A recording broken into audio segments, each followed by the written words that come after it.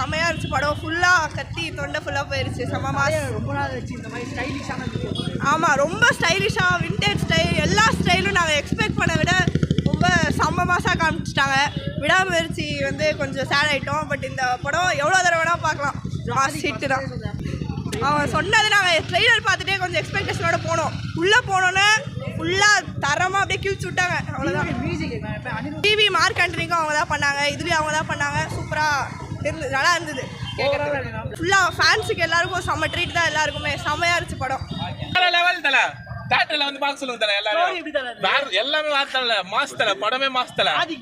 வேற லெவல் பண்ணிட்டாரு தல. ஃபேன்ஸுக்காகவே தல படம்லாம் வேற லெவல் தல. படம் பிளாஸ்ட் தல.